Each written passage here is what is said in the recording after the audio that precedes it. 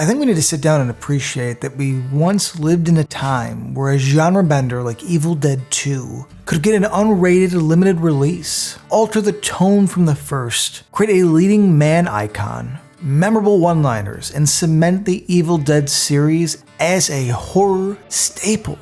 Many things may be groovy, but they'll never be as groovy as a chainsaw-handed curmudgeon with a sawed-off. So let's talk Evil Dead 2.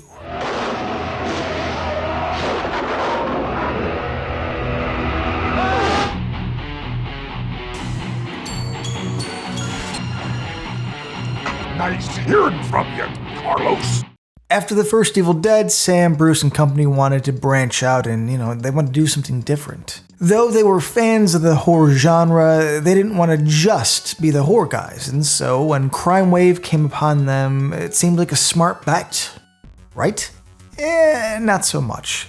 As their first big studio film, the budget nearly doubled, and the shoot became a shit show. They lost control of the movie and it bombed. Not wanting to go back to the world of Evil Dead, but realizing it may be the best bet after the collapse of Crime Wave, Raimi had only intended to executive produce, even having Josh Becker, a friend and crew member on the original, even write up his own script. But the reason we are here today is because of the King. Maine's own Stephen King helped get Dino De Laurentiis to fund the project. And he was a big defender of the first. Hell, let's not forget his quote helped the little movie that could get the attention it needed. I can't do that forever. But the point of this is because of these events, Evil Dead 2 was made, and we are here today talking about it. Now, I have to assume if you're watching this video, you've seen the movie. But on the off chance you have not, and you're part of the, I'm assuming like the 1%, here's my pitch to you. A sweet but corny dude named Ash takes his girlfriend for a relaxing and, I assume, sex-filled romp at a cabin in the woods. What do you say we have some champagne, huh, baby? Huh? Sure. Accidentally releasing Evil Incarnate. He must now deal with the supernatural entity that has made him its main focus, and grow to be the hero he was destined to be.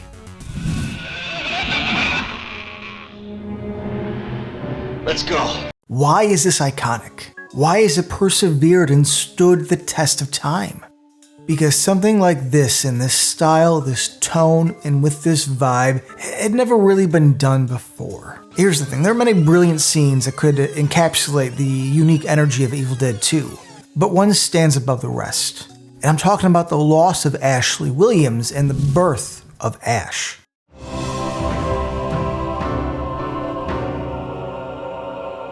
Are you listening to me? Do you hear what I'm saying? I'm all right. The understanding of the situation at hand. Deadite enlightenment. By now, Ash has lost his girlfriend, his hand, and his patience. After being waterboarded by a swimming pool of blood, Ash has finally lost his sanity. And though it will return, he will never be the same from this point going forward. We get a great comical chair break, with Ash almost nearing that sort of Looney Tunes vibe. Cut to a great Dutch angle, and Evil Dead 2 is born. The cabin fully coming alive to mock Ash just may be one of the greatest shifts a director could make. And of course, the hand scene was the obvious lead-in, and let's be honest, still has a charm that is timeless. Giving the finger still gets me. And is there nothing cooler than that ear twitch finalizing the perceived victory? No, not a chance. Gotcha, didn't I, you little sucker? When the deer head, dead-eyed eyes and all, cracks up, we finally hit the sweet spot. The energy of the series comes into its own, and it's this vibe that Sam and Bruce continued into the masterful Army of Darkness and stars Ash vs. Evil Dead. Okay, look at this. We get this stage-like lighting setup, mixed with the gray painted walls and good old glory, the 35mm film. It's wacky, it's funny, and kind of unnerving. Plus, is that lamp not the cutest f***ing thing you've ever seen? Even Ash, with a few marbles loose than earlier, gets on that little bright light of hope's wavelength.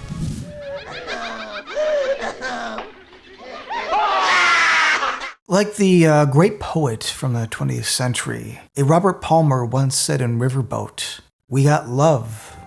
We got love."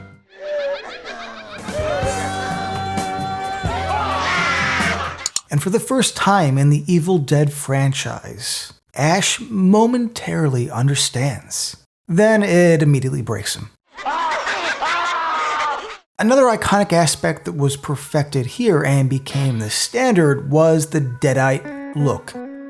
Of course, all this had its origins in the first film, but with an actual budget, you can see Raimi's vision come to fruition.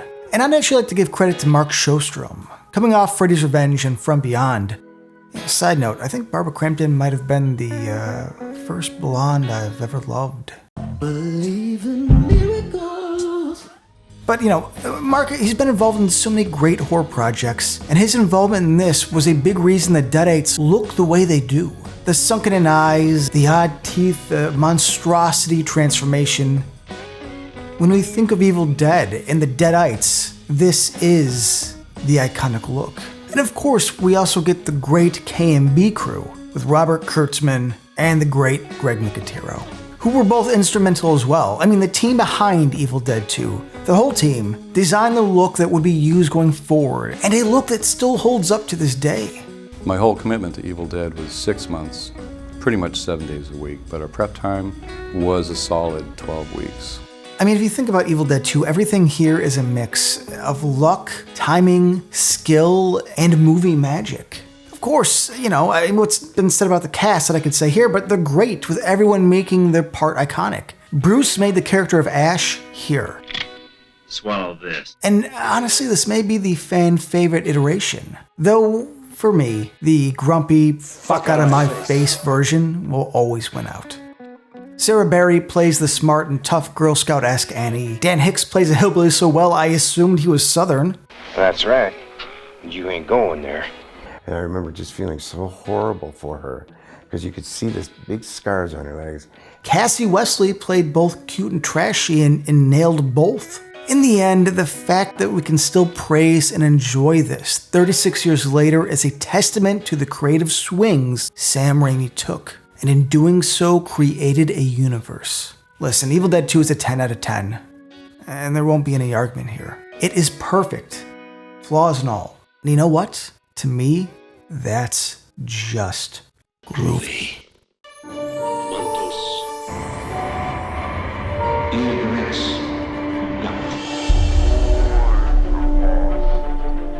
Shh, listen up. This is my father's voice.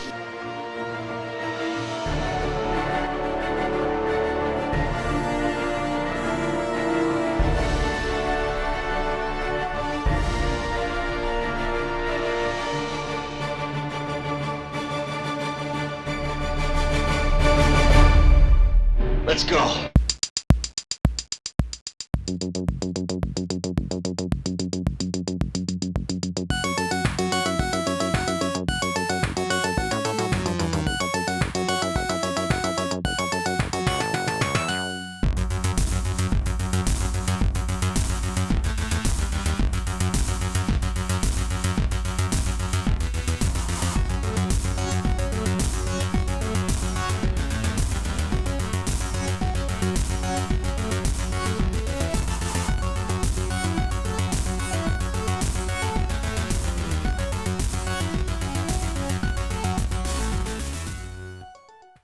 I'm all